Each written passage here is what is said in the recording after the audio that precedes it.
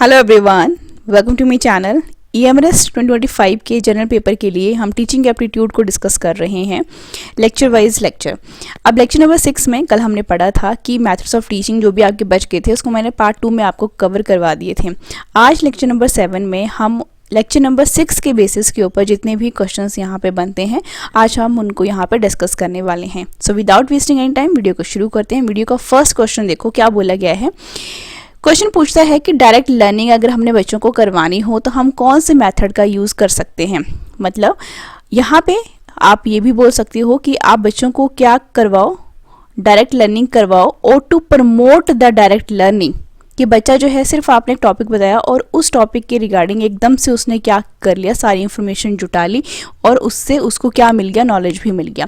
तो इस मेथड के लिए हम यूज़ करते हैं प्रोजेक्ट मेथड को। प्रोजेक्ट मेथड क्यों यूज़ किया जाता है? क्योंकि टीचर का काम है कि अलग अलग लेवल के हिसाब से बच्चों को प्रोजेक्ट दे और अकॉर्डिंग टू देयर लेवल जो है बच्चे क्या करते हैं, किसी एक टॉपिक के ऊपर जो है अपना नॉलेज जो है हर एक फील्ड से कलेक्ट करके एक प्रोजेक्ट जो है टीचर के सामने सबमिट करते हैं। तो ये बहुत सिंपल एंड बहुत अच्छा मेथड है बच्चों के बीच में डायरेक्ट लर्निंग को प्रमोट करने के लिए। एंड यहाँ पर आपसे ये भी पूछा जा सकता है, अगर आपने लेक्चर देखा होगा, अगर किसी बच्चे ने लेक्चर नहीं देखा है तो मेक श्योर कि आप लेक्चर नंबर 6 को देखिए एंड फिर इन क्वेश्चंस को अटेम्प्ट कीजिए। प्रोजेक्ट मेथड जो है ये किसके द्वारा प्रपोज किया गया था? That is William H Kilpatrick. Patrick ने क्या किया था, इसको इंट्रोड्यूस किया था।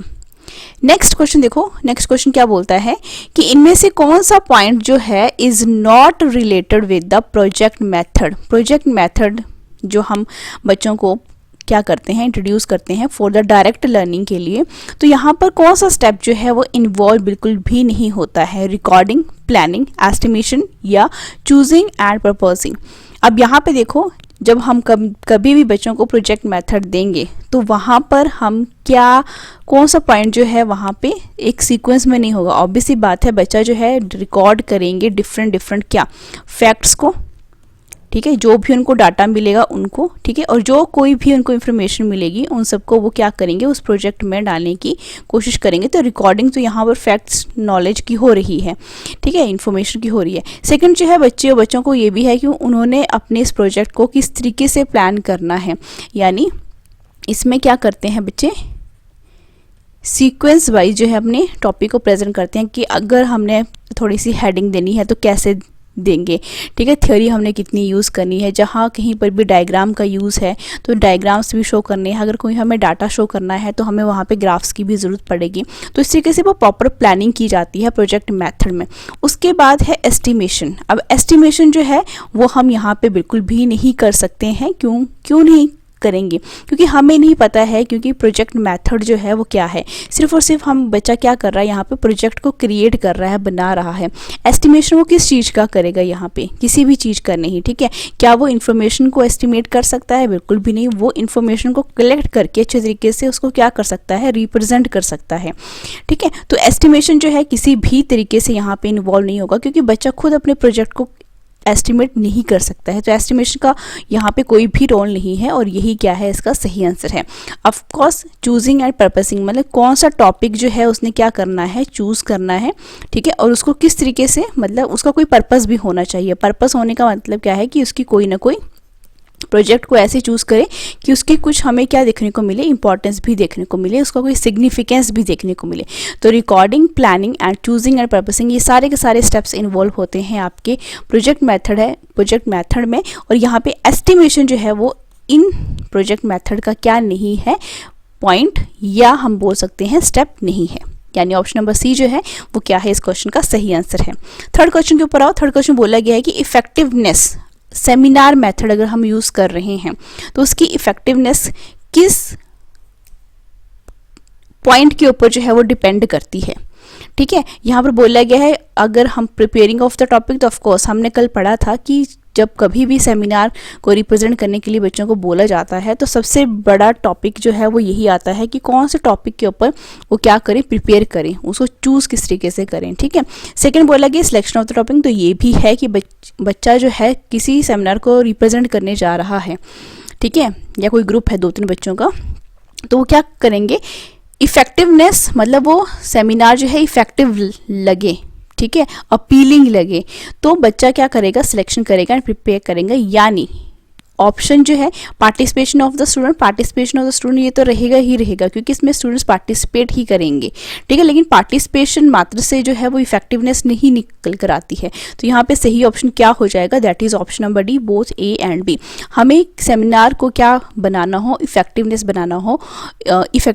बनाना हो या अपीलिंग बनाना हो, ठीक है, तो हमें टॉपिक भी अच्छे तरीके से प्रिपेयर करना पड़ेगा और टॉपिक को पहले अच्छे तरीके से सिलेक्ट करना पड़ेगा। पहले सिलेक्ट करो एंड देन उसको क्या करो, अच्छे तरीके से प्रिपेयर करो एंड उसके बाद जो है क्या करो, उसको ऑडियंस के सामने प्रेजेंट करो। तो ये दोनों स्टेप जो हैं इन्वॉल्व होते हैं आपके सेमिनार में। तो यानी ऑप्शन नंबर डी जो है वो क्या है, इस क्वेश्चन का बिल्कुल सही आंसर है। क्वेश्चन नंबर 4 की तरफ बढ़ो। बोला कि क्वेश्चन जो है वो क्लास में पूछे जाते हैं क्या करने के लिए, ठीक है, to introduce a lesson, develop a lesson, to arouse curiosity of the people या ऑल ऑफ द। तो ऑब्वियस ही बात है, टीचर जब कभी भी क्लास में जाता है तो सबसे पहले वो ये जज करने की कोशिश करता है कि जो आज मैं टॉपिक पढ़ाने जा रहा हूँ उसके बारे में क्या बच्चों ने पहले कभी सुना है। तो वो क्या करेंगे, कुछ क्वेश्चंस को क्या करेंगे, रेज करेंगे बच्चों के सामने, ठीक है, जिससे पता लग जाएगा कि बच्चे जो है फेमिलियर है इस टॉपिक से या नहीं है, ठीक है। तो इसलिए वो क्या करते हैं, अपने टॉपिक को या लेसन को इंट्रोड्यूस करने से पहले क्वेश्चन पूछते हैं। तो ये बिल्कुल सही है।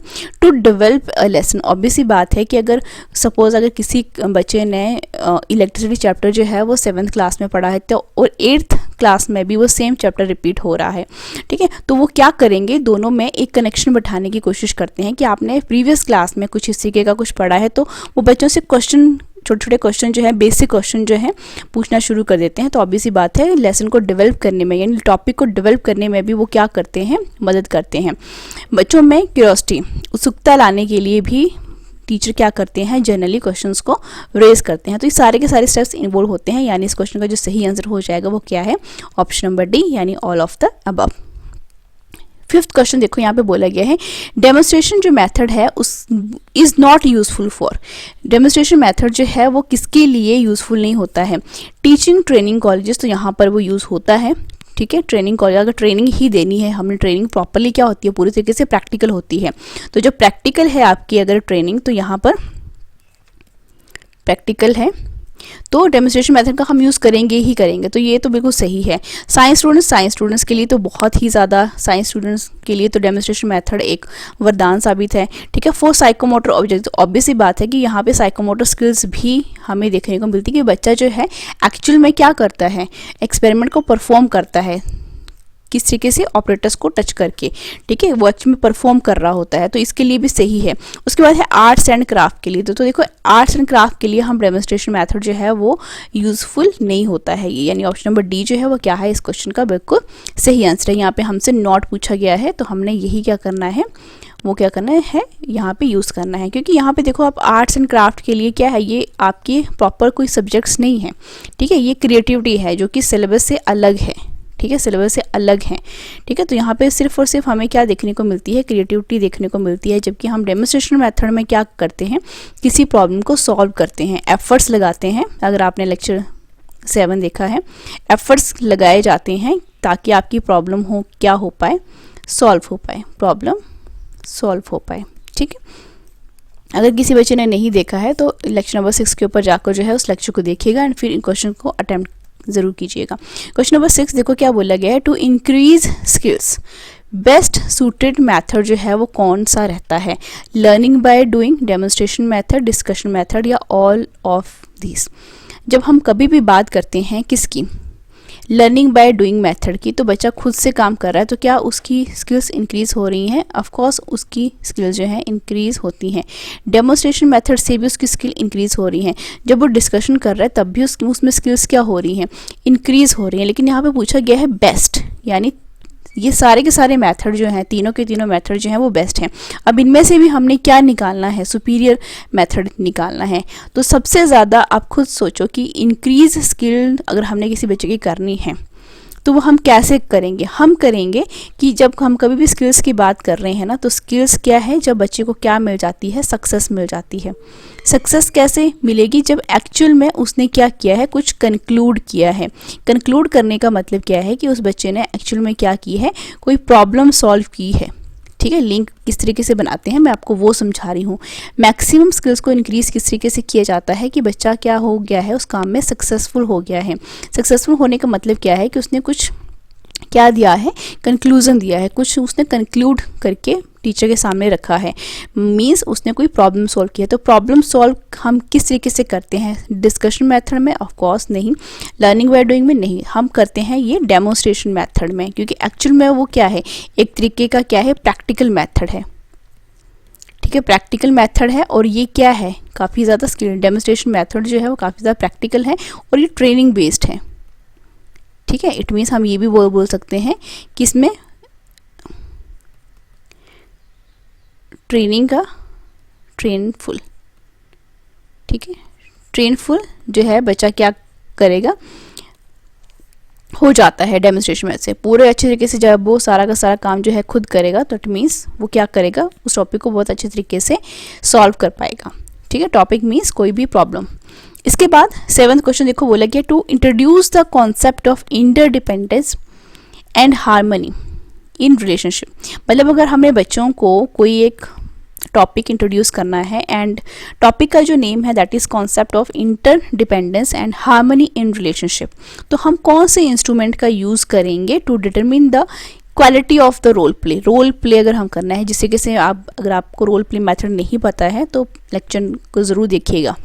अब देखो, रोल प्ले मेथड में हमें क्या करनी पड़ती है, टॉपिक क्या है, concept of interdependence and harmony in relationship. तो अलग अलग टाइप के रिलेशनशिप होंगे।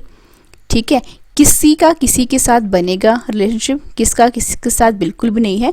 तो इट मीन्स हमें वहाँ पे क्या मिल रही है, एक तरीके की रेटिंग स्केल मिल रही है। ठीक है, कौन उन इंटरडिपेंडेंस है, कितने जो कैंडिडेट्स हैं वो क्या हैं, इंटरडिपेंडेंट है एक दूसरे के ऊपर। ठीक है, तो इस तरीके के टॉपिक में हम हमेशा क्या करते हैं, रेटिंग स्केल का यूज़ करते हैं, क्योंकि हमें एक प्रॉपर डाटा मिलता है। किसकी फॉर्म में बेटा, बार की फॉर्म में, कुछ इस तरीके का। ठीक है, इतने लोग यहाँ पे हैं, इतने लोग हार्मनी में हैं, इतने लोग लैग करते हैं, कुछ इस तरीके का। तो ये क्या है, एक तरीके की रेटिंग स्केल है। ठीक है, तो ऑप्शन नंबर सी जो है वो क्या हो जाता है, इस क्वेश्चन का बिल्कुल सही आंसर हो जाता है। इंटरव्यू करके आप नहीं बता सकते हैं, क्योंकि इंटरव्यू में चांसेस होते हैं झूठ बोलने के, ठीक है, या कॉपी करने की, कि पहले किसी ने बोल दिया तो साथ में दूसरा बच्चा भी उसको वही रिपीट करेगा। क्वेश्चनर हम मेथड यूज़ बिल्कुल भी नहीं करते हैं, क्योंकि यहाँ से हमें कुछ भी क्वेश्चन आंसर मेथड से हमें कुछ भी पता नहीं लगता है। ठीक है, रेटिंग स्केल जो है एक बहुत अच्छा मेथड है, क्योंकि यहाँ पे क्या होते हैं, कुछ एक फॉर्मेट्स बनाए गए होते हैं। ठीक है, फॉर्मेट्स में ही क्या होते हैं, डिफरेंट डिफरेंट लेवल्स बनाए गए होते हैं कि कौन किस तरीके का लेवल के ऊपर वो हो रहा है, सक्सेसफुल हो रहा है। ठीक है, तो ये इस तरीके की रेटिंग स्केल हमें देखने को मिलती है। तो ऑप्शन नंबर सी जो है वो क्या है, इस क्वेश्चन का बिल्कुल सही आंसर है।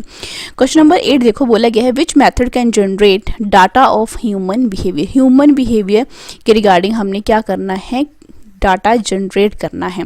तो हम क्या करेंगे, कौन से मेथड का यूज़ करेंगे, रोल प्ले मेथड का यूज़ करेंगे, सेमिनार मेथड का यूज़ करेंगे, डेमोन्स्ट्रेशन मेथड या डिस्कशन। तो जब कभी भी ह्यूमन ही बिहेवियर, ठीक है, ये ह्यूमन रिलेशनशिप, इस तरीके का जब कभी भी कोई भी टॉपिक होगा तो इसको हम हमेशा रोल प्ले मेथड से यूज़ करते हैं। रोल प्ले मेथड में हम कौन सी स्केल का यूज़ करते हैं, दैट इज़ रेटिंग स्केल, जो कि मैंने अभी आपको क्वेश्चन नंबर 7 में बताया। क्वेश्चन नंबर 9 देखो, बोला गया है ब्रेनस्टॉर्मिंग मेथड जो है इज़ यूज टू इम्प्रूव, यानी ब्रेनस्टॉर्मिंग मेथड जो है वो क्या इम्प्रूव करने के लिए किया जाता है, अंडरस्टैंडिंग, एप्लीकेशन, क्रिएटिविटी या प्रॉब्लम सॉल्विंग। तो ब्रेनस्टॉर्मिंग मेथड जो है वो यूज़ किया जाता है बच्चों के पास कौन कौन सी क्या है, एक्सप्रेस करने की क्वालिटीज़ हैं।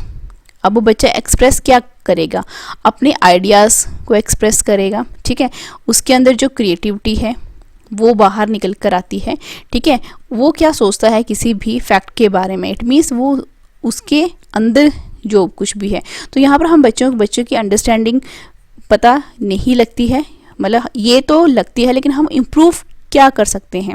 ठीक है, एप्लीकेशन तो बिल्कुल नहीं, हम बच्चों की क्रिएटिविटी को और क्या कर सकते हैं, इम्प्रूव कर सकते हैं। क्योंकि क्वेश्चन जो है वो यही है कि ब्रेनस्टॉर्मिंग मेथड का हम यूज़ करते हैं बच्चों के अंदर कितनी क्रिएटिविटी छुपी हुई है उसको बाहर निकालने के लिए।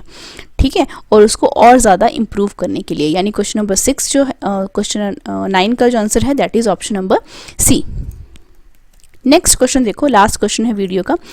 टू मच लिबर्टी, अगर हम बच्चों को क्लास में क्या दे दें, बहुत ज़्यादा टू मच लिबर्टी प्रोवाइड कर दें, तो इससे क्या होता है, इससे क्या क्रिएट होता है, आइडियल एटमॉस्फेयर, क्रिएटिविटी, इनडिसिप्लिन या कोई भी प्रॉब्लम नहीं। तो इतनी ज़्यादा बच्चों को लिबर्टी अगर हम क्लास में देते हैं तो इससे ऑब्वियस सी बात है कि इनडिसिप्लिन ही क्रिएट होता है। ठीक है, तो ऑप्शन नंबर सी जो है वो क्या है, इनडिसिप्लिन। ठीक है, बच्चे जो है इनडिसिप्लिन हो जाते हैं, बहुत ज़्यादा शोर मचाते हैं। ठीक है, डिसिप्लिन वे में टीचर से बात नहीं करेंगे, टीचर्स एंड स्टूडेंट के बीच में जो कोई भी बाउंड्रीज हैं उनको वो क्रॉस कर जाते हैं। तो ऑब्वियस सी बात है, आप एक टीचर को ज़्यादा लिबर्टी क्लास में प्रोवाइड नहीं करनी चाहिए। ठीक है, टीचर का रोल जो है वो मोटिवेटर का है ऑफकोर्स, और पढ़ाने का भी है, लेकिन साथ ही साथ टीचर को क्या होना चाहिए, स्ट्रिक्ट भी होना चाहिए कि बच्चे जो है, अगर आप लिबर्टी दे रहे हो तो बच्चे जो है उस लाइन को क्रॉस करेंगे ही करेंगे। ठीक है, तो ऑप्शन नंबर सी जो है वो क्या है, इस क्वेश्चन का बिल्कुल सही आंसर है। तो आज की वीडियो में सिर्फ इतना ही, मिलते हैं नेक्स्ट वीडियो में। Till then thank you so much, like share and subscribe for more videos.